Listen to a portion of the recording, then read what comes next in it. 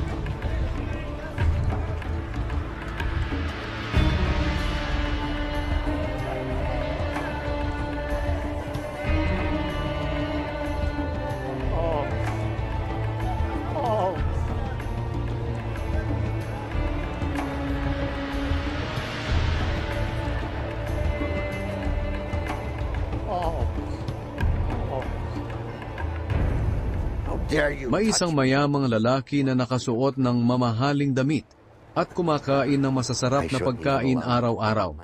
May isa namang pulubing puno ng galis na ang pangalan ay Lazarus. Dinadala siya sa labas ng pintuan ng bakuran ng mayaman. Scraps will fall from my table. What then would the dog Gusto niyang makakain kahit ng mga tira-tira lang na nahuhulog galing sa mesa ng mayaman. It's infected.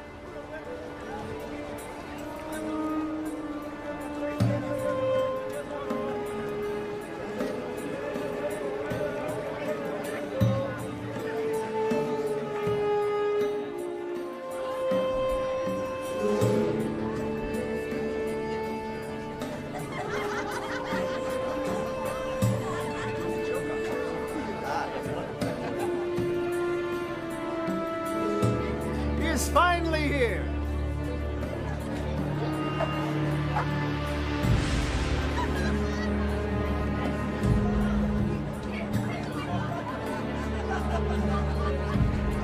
My favorite brother. What do you want from me now?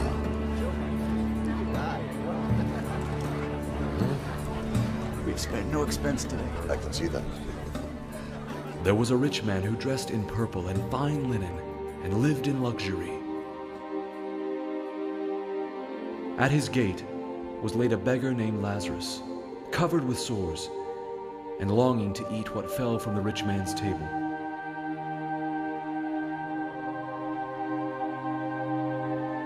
Even the dogs Nilalapitan siya roon ng mga aso at dinidilaan ang mga galis niya.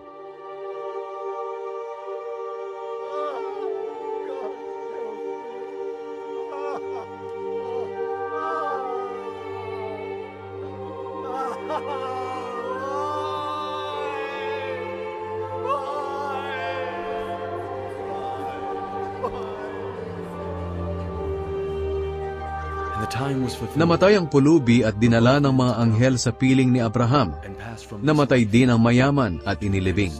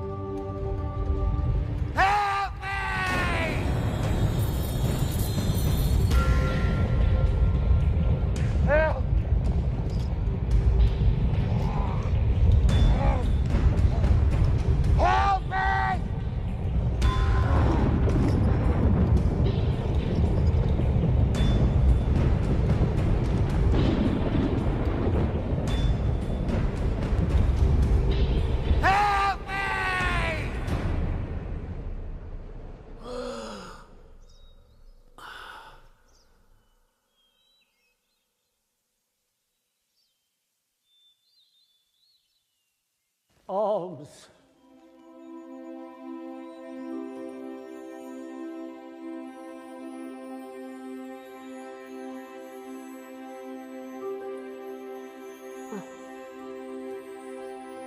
Welcome.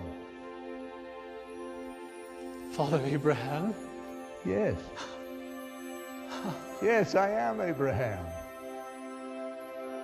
Welcome to paradise. Paradise? Yes, Lazarus. Paradise!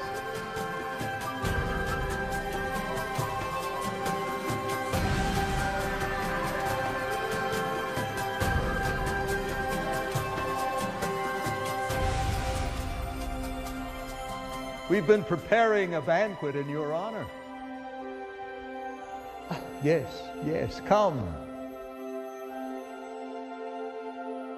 At habang nagdurusa siya sa lugar ng mga patay, nakita niya sa malayo si Lazarus na kasama si Abraham.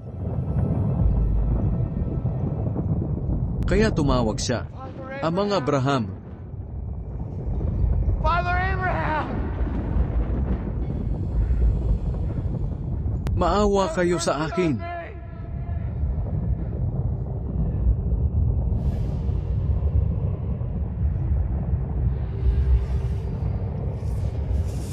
I saw you with Lazarus. Send him to me. Utusan niyo po si Lazarus na isawsaw ang daliri niya sa tubig at ipatak sa dila ko para lumamig-lamig ang pakiramdam ko dahil hirap na hirap ako dito sa apoy.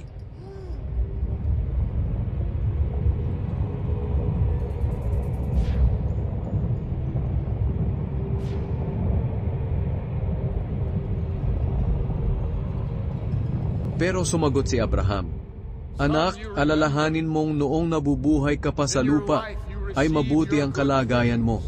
Pero si Lazarus ay hirap na hirap. Received his bad things. Ngayon naman ay inaaliw siya rito at ikaw naman ang nahihirapan." Isa pa, hindi maaari ang sinabi mo dahil may malawak na bangin sa pagitan natin. Ang mga nandito sa amin na gustong pumunta riyan ay hindi makakatawid at ang mga nariyan sa inyo ay hindi rin makakatawid dito. Sinabi pa ng mayaman, "Kung ganoon, Amang Abraham, nakikiusap ako sa inyo, papuntahin ninyo si Lazarus sa bahay ng aking ama para bigyan ng babala ang 5 kong kapatid na lalaki tungkol sa lugar na ito ng paghihirap nang hindi sila mapunta rito." Sumagot si Abraham, "Nasa kanila ang mga isinulat ni Moises at ng mga propeta. Dapat nilang pakinggan ang mga iyon." Sumagot ang mayaman, "Hindi po sila makikinig doon, Amang Abraham. Pero kung may patay na mabubuhay at pupunta sa kanila, magsisisi ang mga iyon." Pero sinabi ni Abraham, kung ayaw nilang makinig sa mga isinulat ni Moises at ng mga propeta, hindi rin sila maniniwala kahit may patay pa na muling mabuhay at mangaral sa kanila. No. Please. No. Please. No.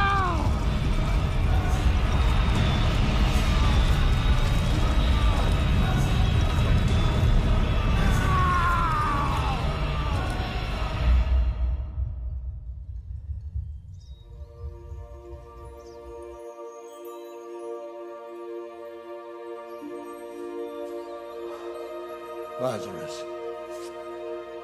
come to the place your father has prepared for you.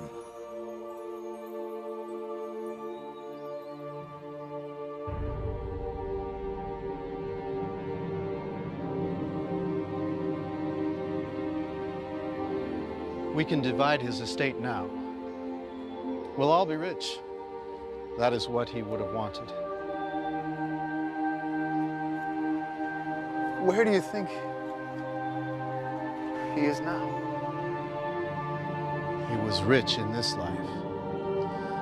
I'm sure he'll be rich in the next.